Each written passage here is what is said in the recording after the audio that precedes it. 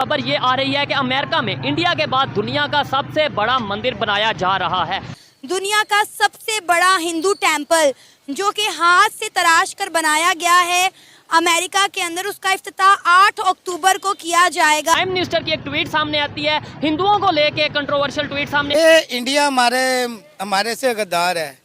और ये अमेरिका ने हमारी तबाही करी सियासतदान के हाथों से। पाकिस्तान के सारे जो उनसे हिंदू हैं जो वो इस्लाम में दाखिल हो जाएं, क्या आप कहना चाहेंगे इस हवाले से कि ऐसी ट्वीट करनी चाहिए थी उन्हें? मतलब ये है कि एक साइड पे हम कहते हैं कि मिनॉरिटीज़ अपना जो उनसे हम मुकम्मल राइट देते हैं, हम ये करते हैं वो करते हैं, तो उसी साइड पे प्राइम मिनिस्टर लेवल का बंदा ऐसी ट्वीट करे। इंडिया और अमेरिका बहुत क्लोज होते जा रहे हैं और पाकिस्तान और अमेरिका के ताल्लुकात उतने ही ख़राब होते जा रहे हैं। देखें, कभी भी जो कोई भी कंट्री है ना, उसकी प्रोग्रेस में सबसे बड़ी चीज़ होती है उसकी पॉलिटिकल स्टेबिलिटी।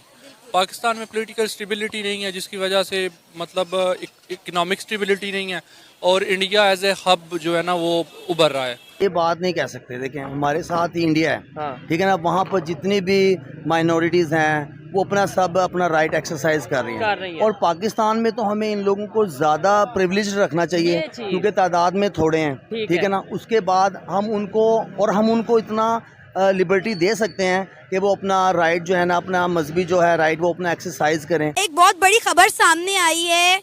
हम देख रहे हैं कि दिन ब दिन इंडिया और अमेरिका के ताल्लुकात बड़े अच्छे होते जा रहे हैं।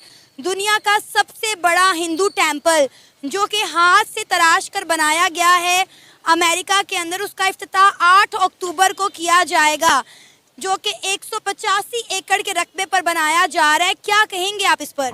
ये इंडिया हमारे से गद्दार है। और ये अमेरिका ने हमारी तबाही करी सियासतदान के हाथों से।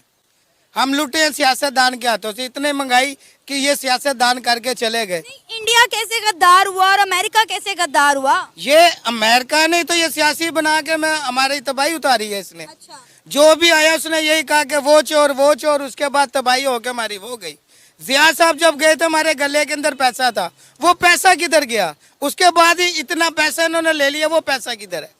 हम सारे पैसे दे रहे हैं, बिजली के बिलों में भी, गैस के बिलों में भी, और महंगाई तबाही हमारी फिर हो रही है। नहीं तो इसमें हमारा अपना कसूर है ना। अमेरिका कैसे कसूरवार हुआ?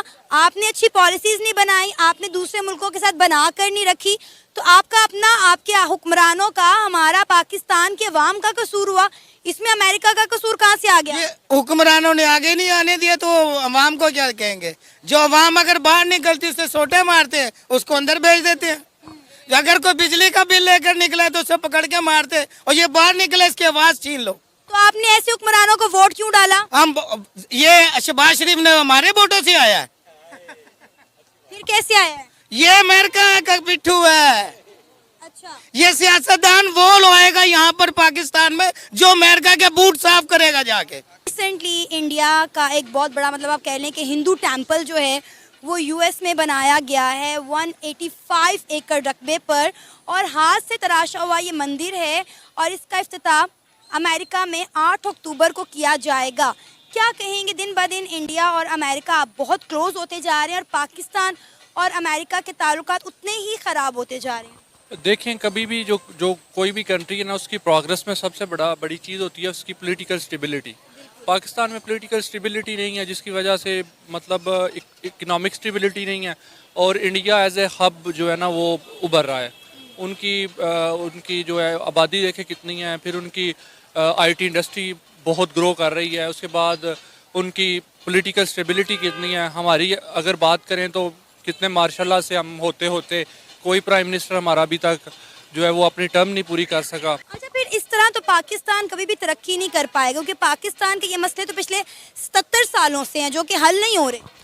पाकिस्तान की तरक्की का सबसे बेस्ट जो वे फॉरवर्ड है वो यही है कि ये जो है ना पॉलिटिकल स्टेबिलिटी आए, ठीक है। जिसका जो काम है ना वो काम वो करे। देखिए, अब हमने दूसरे ममालिक के साथ बना कर भी तो नहीं रखी हुई ना। इंडिया हर कंट्री के साथ ट्रेड करता है।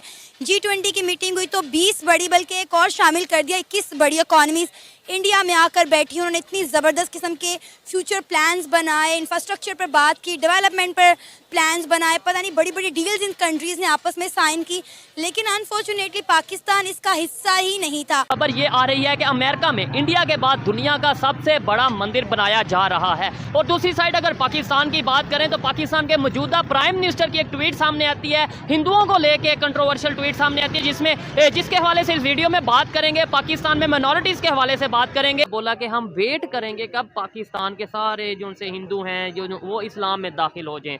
क्या आप कहना चाहेंगे इस हवाले से कि ऐसी ट्वीट करनी चाहिए थी उन्हें? मतलब यह है कि एक साइड पे हम कहते हैं कि माइनॉरिटीज़ अपना जो उनसे हम मुकम्मल राइट देते हैं, हम ये करते हैं वो करते हैं, दूसरी साइड पे प्राइम मिनिस्टर लेवल का बंदा ऐसी ट्वीट करे।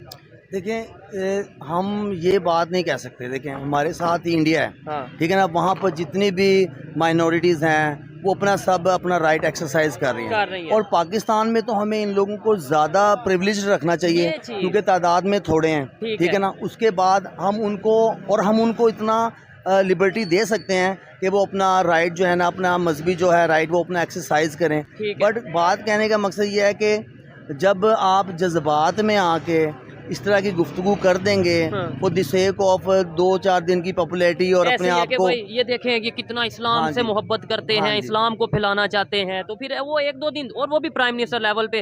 अच्छा, यही स्टेटमेंट एक एग्जांपल के तौर पे आज इंडिया के प्राइम मिनिस्टर दे दें कि हम चाहते हैं, एग्जांपल दे रहा हूँ क्योंकि वहाँ पे जो सा हिंदूइज्म जो सा वो ज़्यादा है, हिंदुओं की आबादी ज़्यादा है, वो ये स्टेटमेंट दे दें या ट्वीट कर दें कि हम वेट करेंगे कि तमाम जो मुसलमान हैं वो हिंदुइज्म में कन्वर्ट हो जाएँ। तो यहाँ पे प्रोटेस्ट, यहाँ पे धरने और पता नहीं क्या क्या हो जाएगा। क्या ऐसा नहीं है?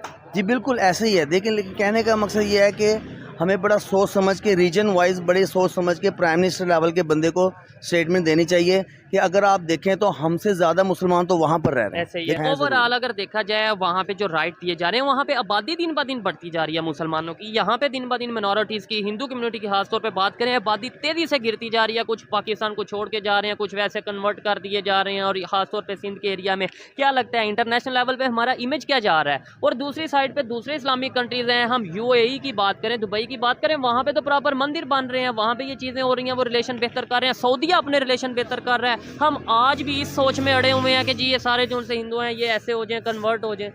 देखिए ये मेरे ख्याल से उन्होंने ये तो असल जवाब तो वही देंगे कि उन्होंने ये स्टेटमेंट जो दिया है। लेकिन पब्लिक उन्होंने यही है कि देखें हम पाकिस्तान में हैं, हम अपना मजहबी राइट एक्सरसाइज कर रहे हैं, तो हमें उस पर रहना चाहिए। हमें से हजारों किलोमीटर दूरी पर न्यू जर्सी के रॉबिन्सविले में अमेरिका का सबसे बड़ा हिंदू मंदिर BAPS स्वामीनारायण अक्षरधाम मंदिर बना है। यह मंदिर भगवान स्वामीनारायण को समर्पित है। उनके 5वें आध्यात्मिक उत्तराधिकारी और प्रसिद्ध संत स्वामी महाराज से प्रेरित है। इस ग्रैंड टेम्पल का निर्माण 2015 में शुरू हुआ था। इसका उद्घाटन 8 अक्टूबर 2023 को महंत स्वामी महाराज और उनके लोगों द्वारा किया जाएगा। दूसरी तरफ पाकिस्तान के केयर टेकर प्रधानमंत्री ने कहा कि हम इंतजार करेंगे कि जो माइनॉरिटी है वह इस्लाम में दाखिल हो जाए, जिससे उन्होंने पाकिस्तानी हिंदू को टारगेट किया। उस पर पाकिस्तान की आवाम ने क्या कहा, जवाब सुने।